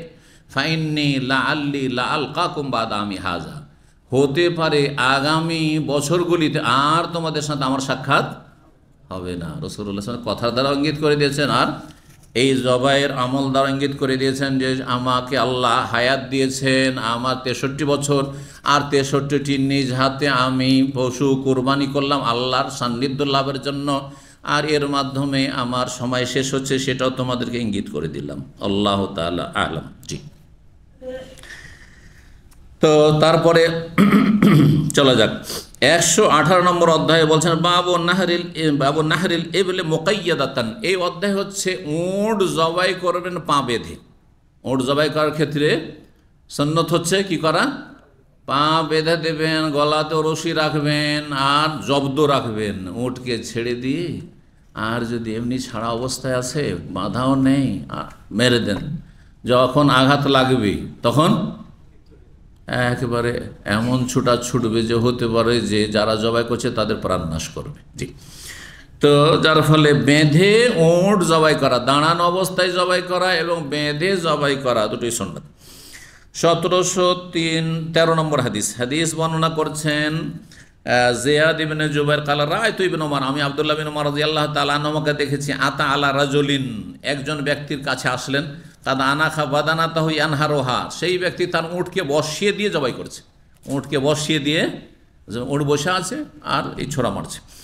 কালা, তখন বল ইবআসা কিয়ামান মুকাইয়াদাতান, একে দাঁড় করে দাও, উটটাকে কি করো, দাঁড় করে দাও। ইবআসা, বাসা মানে আল্লামা বাসাল বাইরা, মায়েশা রাদিয়াল্লাহু তাআলা বলছেন যখন হাড় হারিয়ে গেছিল, তখন হাড় পাওয়া গেল না, হয়েছে কি, মাঠে হাড়টা ছুটে পড়ে গেছে গলা থেকে, আর ওর ওপরে উটটা বসে গেছে। ওখানে বলেছে ফালাম বা আসনাল বাইরে, যখন উটটাকে আমরা দাঁড় করলাম। তাহলে বাসা মানে শুধু পাঠানো হয় না, বাসা মানে পাঠানো হয়, এটা প্রসিদ্ধ অর্থ, কিন্তু বাসা মানে দাঁড় করানো হয়। এই বাসা উঠিয়ে দাও, দাঁড় করে দাও উটটিকে, কিয়ামান মুকাইয়াদাতান, বাঁধা অবস্থায়, দাঁড়ানো অবস্থায় উঠিয়ে দিয়ে জবাই করো। সুন্নাতা মুহাম্মাদিন, মানে এটি হচ্ছে মুহাম্মদ সাল্লাল্লাহু আলাইহি ওয়াসাল্লামের সুন্নাত। জি, সুন্নাত। যদি অজেব নাই, কিন্তু তাতে কল্যাণ রয়েছে। 119 নম্বর অধ্যায় বাবু নাহারিল বুদনে কায়মাতান। এই অধ্যায় হচ্ছে উট জবাই করবেন দাঁড়ানো অবস্থায়, এটাই সুন্নাত। শুইয়ে দিয়ে জায়েজ গরু ছাগল জবাইয়ের মতো, কিন্তু সুন্নত হচ্ছে, উত্তম হচ্ছে দাঁড়ানো অবস্থায় জবাই করা। ওয়াকাল ইবনে উমর, আব্দুল্লাহ ইবনে উমর বলছেন সুন্নাতু মুহাম্মাদিন সাল্লাল্লাহু আলাইহি ওয়াসাল্লাম, মুহাম্মদ সাল্লাল্লাহু আলাইহি ওয়াসাল্লামের সুন্নত হচ্ছে দাঁড়ানো অবস্থায় উট জবাই করা। ইবনে আব্বাস রাদিয়াল্লাহু তাআলা আনহু বলছেন যে সূরা হজের আয়াত নম্বর 36-এ আল্লাহ বলছেন যে সাওয়াফা জবাই করার ক্ষেত্রে আল্লাহ রাব্বুল বলছেন যে সাওয়াফা সারিবদ্ধ, সাফফুন থেকে, সাফফুন মানে কাতার, সারিবদ্ধ উট দাঁড়ানো অবস্থায়, সাওয়াফার তাফসীর করে বলছেন কিয়ামান, দাঁড়ানো অবস্থায় উট জবাই করবে। 1714 নম্বর হাদিস আনাস রাদিয়াল্লাহু তাআলা আনহু বর্ণনা করেছেন, তিনি বলেছেন সাল্লাল্লাহু নবী সাল্লাল্লাহু আলাইহি ওয়াসাল্লাম যুহরা বিল মাদিনাত আরবান ওয়াল আসরা বিযুল হুলাইফা রাকাতাইন। রাসূলুল্লাহ সাল্লাল্লাহু আলাইহি ওয়াসাল্লাম যখন হজের সফরে বের হচ্ছিলেন 10ম হিজরিতে, তখন জোহর মদিনায় মসজিদে নববীতে 4 রাকাত পড়লেন, কারণ সে তখন তিনি বাড়িতে আছেন মুকিম অবস্থায়। ওয়াল আসরা বিযুল হুলাইফা, জুল হুলাইফা গিয়ে আসর পড়লেন 2 রাকাত, জুল হুলাইফা আসর পড়লেন 2 রাকাত। তখনকার যুগে জুলহলেফা আর মসজিদ নবী মদিনা শহরের মাঝখানে বিশাল ফাঁকা এরিয়া ছিল, যার ফলে তখন নিজের জনপদ থেকে, শহর থেকে বেরিয়ে চলে গেছেন, আর কি করেছেন, মুসাফির কি করেছেন, কসর করেছেন। কিন্তু এখন জুলহলেফার পরে অনেক দূর পর্যন্ত মদিনা শহর বিস্তৃত হয়ে গেছে, সুতরাং এখন মদিনাবাসী, মদিনায় ধরেন কোনো প্রবাসী আছে অথবা মদিনার কোনো নাগরিক যাচ্ছে, আর জুলহলেফাবে গিয়ে এই হাদিসের আলোকে যদি কসর করে, বলবো জায়েজ নাই, কারণ আপনি এখনও শহর থেকে বের হননি। আর একটা উদাহরণ দিই, তাহলে বুঝতে পারবেন। আজকে থেকে 25-26 বছর আগে যখন দাম্মাম আসি, তখন 71 আর 91 কয়েকটা বাড়ি মাত্র, ফাইসালেতে 2টো একটা ঘর হইতে লেগেছে, তারপর আর কিছুই নেই। মানে আল ফুরকান মসজিদ অন্যদিকে দেখছেন, বিশাল মসজিদ না, ওই পর্যন্ত গেলে আর বাড়িঘর নেই। তাহলে আমরা আল ফুরকান বা পার হওয়ার চরপরে যে আপনার রোডটা আসছে, আবু হদিরা রোড বা খাফজি রোড বলে ওটাকে, সেই রোডের কাছে গিয়ে আমরা তখন কসর করতে পারতাম, কসর করা জায়েজ ছিল, কিন্তু এখন জায়েজ। তারপরে ওই জাহিয়া, তারপরে ওইদিকে আল ফুরসান, তারপরে ওইদিকে আরও মহল্লা চারিদিকে হয়ে গেছে, সুতরাং এখন কসর চলবে। এখন কসর করলে একবারে পুরো দাম্মামের বাড়ি ঘর শেষ করে গিয়ে, আর আপনার ওইদিকে যে আপনার রিয়াদ রোডে পেট্রোল পাম্প আছে, ফাঁকা মাঠে, সেইখানে গিয়ে কসর করতে পারবেন, তাহলে মাত্র কয়েক বছর ব্যবধানে। জি, সুতরাং শুধু হাদিসে আছে যে নবী সাল্লাল্লাহু আলাইহি ওয়াসাল্লাম যে এমনটা করেছেন, কিন্তু কোন প্রেক্ষাপটে করেছেন আর আপনার প্রেক্ষাপটটা কি, এটা বুঝতে হবে। এটার নাম ফিকহ, যে হাদিসটাকে বুঝতে হবে আপনাকে, দ্বীনের ফিকহ। মা ইউরিদুল্লাহু বিহি খায়রান ইউফাক্কিহু ফিদ্দীন। হ্যাঁ, আল্লাহ যার সাথে কল্যাণ ইচ্ছা করে তাকে দ্বীনের জ্ঞান দান করেন। ফিকহ বুঝতে হবে যে উদ্দেশ্যটা কি আপনার, জি, আর অবস্থাটা কি। তো নবী সাল্লাল্লাহু আলাইহি ওয়াসাল্লাম জুলহলেফা 2 রাকাত পড়লেন, মানে কসর করলেন আসরের নামাজ। ফাবাতা বিহার, সেখানে রাত কাটিয়েছেন। অনেকে মনে করে যে আসর পড়ে টান দিয়েছেন, কিসের জন্য, হজ করার জন্য, না, রাত কাটিয়েছেন সেখানে, স্পষ্ট হাদিস। ফাল্লামা আসবাহা, সকাল হলো, তাহলে রাত কাটালেন, মাগরিব পড়লেন, এশা পড়লেন, এশা কসর করলেন, ফজর পড়লেন, আর তারপরে সকালবেলা বেরিয়েছেন।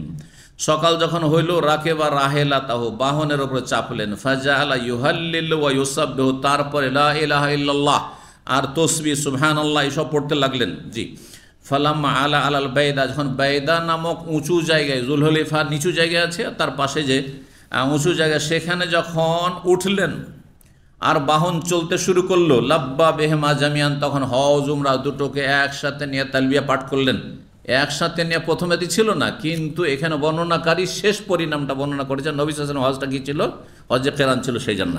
ফালাম্মা দাখালা মাক্কাতা, যখন মক্কা প্রবেশ করলেন, আমারাহুম, তাদেরকে নির্দেশ দিন, আই আহিল্লু, হালাল হয়ে যাও যাদের কাছে কুরবানি পশু নেই। ওয়া নাহারান নবী সাল্লাল্লাহু আলাইহি ওয়াসাল্লাম বিয়াদিহি সাবআ বুদুন কিয়ামান, নবী সাল্লাল্লাহু আলাইহি ওয়াসাল্লাম 7টি কুরবানি জবাই করেছিলেন দাঁড়ানো অবস্থায়। কোন কুরবানি? বদন মানে উট, উটের কুরবানি।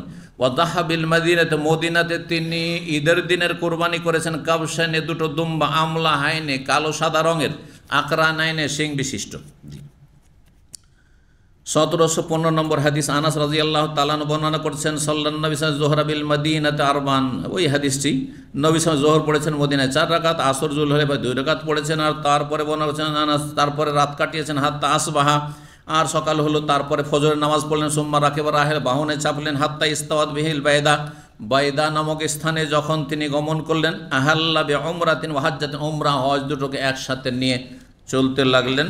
শেষ অবস্থাটা বর্ণনা করেছে বর্ণনাকারী আনাস রাদিয়াল্লাহু তাআলা যে নবী সাল্লাল্লাহু আলাইহি ওয়াসাল্লাম হজ যেহেতু হজ্জে কিরান ছিল।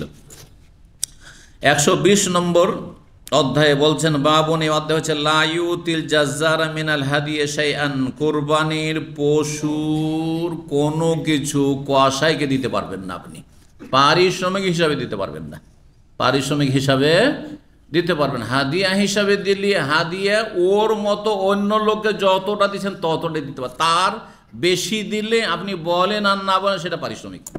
আমার কথাটা বুঝছেন না? বুঝছেন না? ধরেন গ্রামের লোককে আপনি, আমাদের দেশে তো 2-3 পিস করে গোস্ত দেয়, আচ্ছা বেশি করে বললাম, গ্রামের লোককে সবকে আধ কিলো আধা কিলো করে দিচ্ছেন, ঠিক আছে, বা 1 কিলো করে দিচ্ছেন। বলছে যে এটা গ্রামের লোক যারা সচ্ছল তাদেরকে আমার কোরবানির গোস্ত খাওয়ার, গরিবদেরকে একটু বেশি দিচ্ছেন, ধরেন 2 কিলো 5 কিলো দিচ্ছেন, ঠিক আছে না?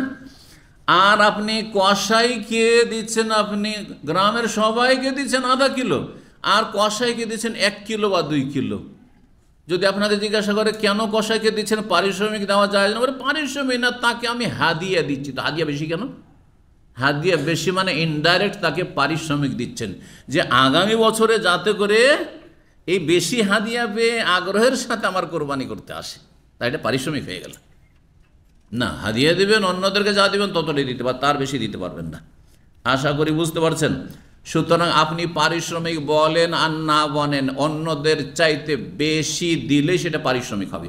আপনি এমনি খাসি জবাই করে গোটা খাসি দিয়ে দেন, কিন্তু কোরবানির পশু সে জবাই করলো সেই জন্য তাকে আমি পারিশ্রমিক দেবো, এটা জায়েজ নয়। গোস্ত দেওয়াও জায়েজ নাই, তবে অতটুকু দিয়ে দেবো যতটুকু অন্যদেরকে, ওই রকমের অন্যদেরকে দিচ্ছেন আপনি, জি, সেটা তখন বলা যাবে যে হাদিয়া দিচ্ছেন, অথবা অভাবী হিসাবে দিচ্ছেন, আপনি গরিবকে যা দিচ্ছেন তাও কেউ দিচ্ছেন। এইরকমই চামড়া, এইরকমই কোরবানির সাথে যা সংশ্লিষ্ট, ধরেন কোরবানির, হ্যাঁ, আমাদের দেশের লোকেরা বটও অনেকে খুব পছন্দ করে, তাই না? কোরবানির ভুড়ি, বট, এখন বটটাও যদি আপনি দিয়ে দেন যে কসাই তুমি নিয়ে নাও, পারিশ্রমিক না। অন্য কেউ যদি চান না, না না তোমাকে দেবো না, এটা ওই কসাইকে দেবো, তাহলে পারিশ্রমিক হয়ে যাচ্ছে ইনডাইরেক্ট, না দেবেন না আপনি, পারিশ্রমিক দিতে পারবেন না আপনি। তবে সবাইকে দিচ্ছেন, ওকেও দিচ্ছেন, ঠিক আছে, অসুবিধা নেই, জি। তো হাদিসটা কোথায়? হ্যাঁ, 1716 নম্বর হাদিস। হাদিস বর্ণনা করছেন আলী রাদিয়াল্লাহু তাআলা আনহু। বর্ণনা কি হাদিসের? বাসানিন নবী সাল্লাল্লাহু আলাইহি ওয়াসাল্লাম, আমাকে নবী সাল্লাল্লাহু আলাইহি ওয়াসাল্লাম পাঠালেন। এই যে পাঠানোর অর্থ হইল এখানে, কিন্তু এখানে বাসা মানে উঠানো হইল না, দাঁড় করানো হলো না। ফাকুমতু আলাল বুদনে, আমি দাঁড়াইলাম উট যেখানে জবাই হচ্ছে সেখানে দাঁড়িয়ে থাকলাম। ফাআমারানি আলাইহিস সালাতু ওয়াসসালাম, আমাকে নবী সাল্লাল্লাহু আলাইহি ওয়াসাল্লাম নির্দেশ দিলেন, ফাকাসামতু লুহুমা, কুরবানির গোশতগুলি সব ভাগ বন্টন করে দিলাম। সুম্মা আমারানি, প্রত্যেক কুরবানির পশু থেকে অল্প অল্প নবী সাল্লাল্লাহু নিয়েছেন, এটাও সুন্নাত। যদি আপনি দেখছেন আমার তো মেলা কোরবানি, আমি বেশি খেতেও পারবো না, যদি অল্প স্বল্প নিতে, 1-8 কিলো নিলেন, একটু কলিজা নিলেন, একটু এই নিলেন সেই নিলেন, এটি সুন্নাত, এটি উত্তম। আপনার প্রত্যেকটি একটা পশু থেকে আমি 10 কিলো নিয়ে নিলাম, 20 কিলো 50 কিলো নিয়ে নিলাম, আর বাকিগুলোতে মোটাই নিলাম না, এটি সুন্নাত নয়। প্রত্যেকটি পশু থেকে, কারণ আপনি কুরবানি করেছেন, আপনার তাতেও একটা অংশ আল্লাহ দিয়েছেন। ফাকুলু মিনহা, তোমরা খাও, ওয়া আত'আমুল বায়িসাল ফাকির, আর যারা বিপন্ন দরিদ্র অভাবী তাদেরকেও খাওয়া। অন্য আয়াতে বলছেন ফাকুলু মিনহা ওয়া আত'আমুল কানে ওয়াল মুতার, তোমরা নিজেরা খাও, আর যারা চক্ষু লজ্জায় মান সম্মান চিন্তা করে চাইতে আসে না তাদেরকেও, অভাবী সেই জন্য তাদেরকেও দাও, আর অল মুতার যারা চাই তাদেরকেও দাও। তাহলে নিজেকেও খেতে বলেছেন, অভাবীদেরকেও খেতে বলেছেন, আত্মীয় স্বজন অন্যদেরকে বন্ধু বান্ধব তাদেরকেও খাওয়াবেন, কোনো দোষ নেই। আর এর জন্য 3 ভাগ সমান সমান হইতে হবে, এরও কোনো দলিল নেই। এগুলো ওলামাদের ফতোয়া, কেউ কেউ বলেছেন, কিন্তু আসলে এর কোনো ভিত্তি নেই। সুতরাং যেই ক্ষেত্রে বেশি প্রয়োজন সেখানে বেশি খরচ করবেন। যদি দেখেন গরিবদের সংখ্যা বেশি, তাহলে বেশিটাই দান খায়রাত। যদি দেখেন আমার আত্মীয় স্বজন আর বন্ধু বান্ধব মহল অনেক বেশি, তাদের জন্যই বেশি আপনি রাখবেন আপনি। আর যদি মনে করেন যে না আমার নিজের সংসারে প্রয়োজন রয়েছে, গরিব মানুষ একটা কোরবানি দিয়েছি গোটা বছর, আর তো জবাই করতে পারবো না, বেশিটাই রেখে নিলেন, অল্প আত্মীয় স্বজনকে খাওয়ালেন, অল্প গরিব মিসকিন, তাও জায়েজ আছে। অবস্থা বুঝে ব্যবস্থা নেবেন। দিন খুব সহজ, কিন্তু এটাকে অনেকে জটিল করে দিয়েছে। আর মন গড়া ফতুয়া না 3 ভাগ করলেন না আপনি, এটা নাজায়েজ কাজ করলেন আপনি, না না, কোথাও নেই সব ধরে। জি। তো বলছেন আমাকে দায়িত্ব দিলেন আর আমি গোস্তগুলি বিতরণ করে দিলাম। তারপর আমাকে নির্দেশ দিলেন ফাকাসাম তো জেলালাহা, যে আপনার উটের পিঠের ওপর যে আপনার অলংকার ছিল, কিসের? চাদরের বা ঝুল। ঝুল বুঝেন কেউ? যে যে বুঝেন ঝুল হাত উঠান তো। ঝুল বুঝে না? মাশাআল্লাহ, একটা হাত, এই দুটা উঠেছে। ঝুল কাকে বলে? এই যে আমাদের শীতকালে গরুর ওপরে চট ছালা দেন না, এটাকে ঝুল বলা হয়। আর উটের পিঠে একটা চাদর, সেটা নকশারও হইতে পারে, একটা চাদর দেওয়া থাকে, সেটা সুসজ্জিত করার জন্য। আর তার উপরে আপনার যে আরোহী সে বসে আছে।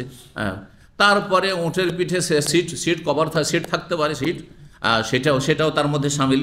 তো জেলাল জুল্লের বহু বচন, এটা হচ্ছে উটের পিঠের আবরণ বা আচ্ছাদন। জি, সেটাও ভাগ বন্টন করে দিলাম। তার মানে সেগুলো 100টি উটের যে 100টি কি রয়েছে, যে ওপরে কাপড় রয়েছে, সেটাও বিতরণ করে দিলাম। তাহলে সেটাও বাড়ি ফিরিয়ে নিয়ে আসা যাবে না, সেটাও কসাইকে দেওয়া যাবে না। অজলুদহা, চামড়াও গরিব মিসকিনদের মাঝে বিতরণ করে দিলাম, সাদকা করে দিলাম। তারপরের হাদিস আলী রাদিয়াল্লাহু তাআলা হতে বর্ণনা করেছেন 1716 নম্বর হাদিস, ওইটাই তো 16 নম্বর, তারই অংশ। বলছেন আমারানিন নবী সাল্লাল্লাহু আলাইহি ওয়াসাল্লাম নির্দেশ দিলেন ফাকুমতু আলাল বুদন, উটগুলির সামনে আমি দাঁড়িয়ে থাকলাম দায়িত্বশীল হয়ে। ওয়ালা উতি আলাইহা শাইয়ান ফি জাযারাতিহা, আর কসাইয়ের পারিশ্রমিক হিসাবে যেন কোনো কিছু কসাইকে না দিই, এই নির্দেশ দিন রাসূলুল্লাহ সাল্লাল্লাহু আলাইহি ওয়াসাল্লাম। তারপরে কাছাকাছি যেহেতু হাদিস রয়েছে, আর দু একটি হাদিস আমরা দেখি, যথেষ্ট টাইম রয়েছে। 121 নম্বর অধ্যায় বলছেন বাবুন, এই অধ্যায় হচ্ছে ইউতাসাদ্দাকু বিজুলুদিল হাদি, কোরবানির পশুর চামড়া সাদকা করে দিতে হবে। কোরবানির পশুর চামড়া কি করতে হবে? সাদকা করে দিতে হবে। আর আপনি সেটা যদি ব্যবহার করেন দেবাগাত দিয়ে শোধন করে, তারও বৈধতা আছে। কিন্তু সাধারণত যেহেতু ব্যবহার করতে পারে না মালিক, সেই জন্য আপনি যদি মনে করেন যে সেটা বিক্রি করে পয়সা খেয়ে নেবো, এটা জায়েজ নয়। বিক্রি করে পয়সা খেয়ে নেবো, এটা জায়েজ নয়। বা এই যে চামড়াটি আমি কসাইকে দিয়ে দেবো, তাও জায়েজ নয়। হাদিয়া হিসাবে দিয়ে দেবো, তাও জায়েজ নয়। কারণ হাদিয়া দিলে আপনি ইনডাইরেক্ট সেটা পারিশ্রমিকই দিচ্ছেন না, সেটা গরিব মিসকিনে বিতরণ করে দেবেন। চামড়া বিতরণ করে দেন, চামড়া দিয়ে দেন, যদি চামড়া সংরক্ষণ, আর না হলে কোনো প্রতিষ্ঠানকে দিয়ে দিলেন, তারপরে তারা চামড়া বিক্রি করে দিল, কোনো অসুবিধা। চামড়া বিক্রি করা যায়। আজকাল কেউ ফতো দেয় না চামড়া বিক্রি করা যাবে না, ব্যবহারই করতে হবে, না এমন কিছু নেই, এমন দিনে জটিলতা নেই। যেহেতু আজকাল মুসলিমরা সেসব হয়তো চামড়া নিজেরা শোধন করতে জানেও না, আর সেসব শোধন করে আজকাল ব্যবহার করার কোনো ক্ষেত্রও না। এক যুগ ছিল যে তা দিয়ে মশক তৈরি করতো, তা দিয়ে নিজেরাই জুতো তৈরি করতো, ইত্যাদি ইত্যাদি। এখন তারা করে না, সে তো ফ্যাক্টরিতে পাঠাইতে হবে, তাইলে হবে। সেই জন্য চামড়া বিক্রি করে দিয়ে সেই পয়সা গরিব মিসকিনে বিতরণ করা, সেটাও জায়েজ। জি, এই মর্মে সালাফি উলামাদের ফতোয়া রয়েছে। জি, তো সাদকা করে দিতে হবে। হাদিস বর্ণনা করেছেন আলী রাদিয়াল্লাহু তাআলা আনহু, তিনি বলছেন আন্নান নবী আমারাহু, নবী তাকে নির্দেশ দিলেন আইয়াকুম আলা বুদনিহি, যে কুরবানির পশুগুলি দেখাশোনা করো। ওয়া ইয়াকসিমা বুদনাহু কুল্লাহা, আর এই কুরবানির পশুগুলির গোস্ত সব বিতরণ করে দাও। লহু মাহা, তার গোস্ত। ওয়া জলুদাহা, চামড়াও বিতরণ করে দাও। ওয়া জেলালাহা, আর তার উপর যে কাপড় চোপড় রয়েছে বা চাদর রয়েছে সেটাও বিতরণ করে দাও। ওয়ালা ইউতি ফি জাযারাতিহা শাইআন, আর কসাইয়ের পারিশ্রমিক হিসাবে কোনো কিছু যেন না দেওয়া হয় এতে থেকে। তাহলে কসাইয়ের পারিশ্রমিক দেবেন না, কিসে থেকে দেবেন? নিজের পকেট থেকে দেবেন, নিজের ক্যাশ থেকে দেবেন। এখানে আর একটি মশলা শুনি, অনেকেই দেশে জাকাত বিতরণ করার জন্য যাচ্ছেন, অনেক টাকা জাকাত, যে পয়সাওয়ালাদের কথা বলছি, যাদের ধরেন 50,000 রিয়াল জাকাতি বেরোলো, এরকম অনেকে আছে। হ্যাঁ, বা 20,000 30,000 রিয়াল জাকাত বেরোলো, 1 লক্ষ রিয়াল জাকাত বেরোলো। এখন জাকাত বিতরণ করার জন্য যাচ্ছেন, অথবা কাউকে পাঠাচ্ছেন যে ভাই আমার জাকাতটা তুমি বিতরণ করে দিয়ে আসো, পাঠাচ্ছেন। আর ভাবছেন যে ওই জাকাতের একটা অংশ দিয়ে ওর একটা টিকিট করে দেবো, দেশে পাঠাচ্ছি যেহেতু বিতরণ করার জন্য, অথবা আমার টিকিটটা ওই জাকাতের পয়সা দিয়ে কিনবো, জায়েজ না? জায়েজ না। আপনাকে নিজের পকেট থেকে দিতে হবে। জাকাত পুরোটা গরিব মিসকিনের মাঝে বিতরণ হইতে হবে, যাদের হক রয়েছে 8 শ্রেণীর। আর আপনাকে আপনার টিকিট আপনাকে করতে হবে, জাকাত বিতরণ করতে যাচ্ছেন, অথবা যাকে পাঠাচ্ছেন দায়িত্ব দিয়ে আপনি নিজের ক্যাশ থেকে টিকিট করে দেবেন যে তোমার খরচা দিচ্ছি, তুমি জাকাতটা বিতরণ করে আসো। কিন্তু আপনি জাকাতের একটা অংশ দিয়ে টিকিট করে দেবেন, এটা হারাম, জায়েজ না। জি, যাকাত আদায় হবে না। 122 নম্বর অধ্যায় বলছেন বাবুন, এই অধ্যায় হচ্ছে ইউতাসাদ্দাকু বিজালালিল বুদনে, উটের পিঠে যে কাপড় রয়েছে, চাদর রয়েছে, সেটাও সাদকা করে দিতে হবে। 1718 নম্বর হাদিস বর্ণনা করেছেন মুজাহিদ ইবনে আবি লাইলা থেকে, ইবনে আবি লাইলা তাবেঈ, তিনি আলী রাদিয়াল্লাহু তাআলা আনহু বর্ণনা করেছেন কাল আহদান নবী মিআতা বাদানা, নবী সাল্লাল্লাহু আলাইহি ওয়াসাল্লাম কুরবানি করেছেন হজের ময়দানে, বিদায় হজে 100টি উট। মিআতা বাদানা, বাদানাতুন মানে উট, 100টি উট জবাই করেছেন। ফাআমারানি বিলুহুমিহা, আমাকে নির্দেশ দিয়েছেন এই 100টি উটের গোস্তের ক্ষেত্রে। ফাকাসামতুহা, আমি সেগুলি গরিব মিসকিনদের মাঝে বিতরণ করে দিয়েছি।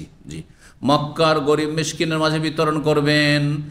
আর যদি সেটা হজে তামাত্তুর বা কেরানের কোরবানি হয়, তো নিজেরাও খেতে পারবেন। সুম্মা আমারানি বেজেলালিহা, তারপর আমাকে নির্দেশ দিয়েছেন উটের পিঠের চাদরগুলির ক্ষেত্রে। ফাকাসামতা, সেগুলিও গরিব মিসকিনদের মাঝে বিতরণ করেছি। সুম্মা বেজুলুদিহা, চামড়ার ক্ষেত্রে নির্দেশ দিয়েছেন। ফাকাসামতহা, সেগুলিও আমি বিতরণ করে দিয়েছি। জি, এখানেই আজকের আলোচনা শেষ করছি। আল্লাহ রব্বুল আলমিনের কাছে দোয়া করি, আল্লাহ রব্বুল আলমিন আমাদের নেক আমল কবুল করেন, আমাদের এলমে আমলে বরকত দান করেন। জাযাকুমুল্লাহ খাইর। ওয়া সাল্লাল্লাহু সাল্লাম আলা নবিয়িনা মুহাম্মদ ওয়া আলা আলিহি ওয়া সাহবিহি আজমাইন।